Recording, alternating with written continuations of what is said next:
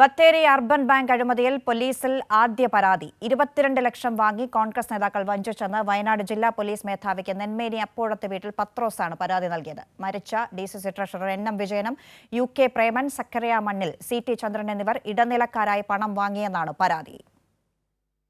IC Balakrishnan ഉൾപ്പെടുന്ന DCC നേതൃത്വത്തിന് 17 ലക്ഷം നൽകിയെന്ന ഐസക് താമരച്ചാലിന്റെ വെളിപ്പെടുത്തലിന് പിന്നാലെ ആദ്യ പരാതി പോലീസിന് ലഭിച്ചു.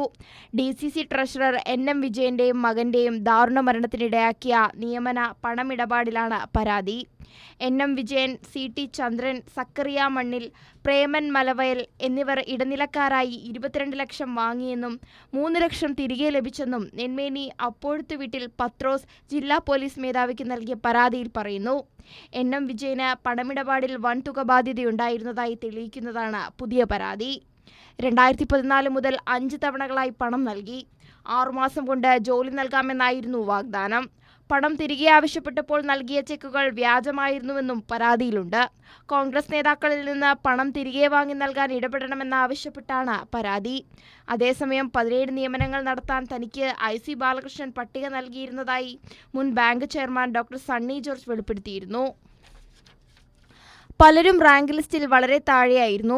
താൻ മെറിറ്റിൽ നിന്ന് നിയമനം നൽകിയതിനെ തുടർന്ന് നേതാക്കൾ തന്നെ കോൺഗ്രസിൽ നിന്ന് സസ്പെൻഡ് ചെയ്തുവെന്നും അദ്ദേഹം വെളിപ്പെടുത്തിയിരുന്നു. സംഭവത്തിൽ കോൺഗ്രസ് പ്രതിരോധത്തിലായിരിക്കുകയാണ്. IC ബാലകൃഷ്ണന് DCC യോഗം ചേരാതെ പിന്തുണ നൽകിയതിലും ഭിന്നതയുണ്ട്. കൈരളി ന്യൂസ്, വയനാട്.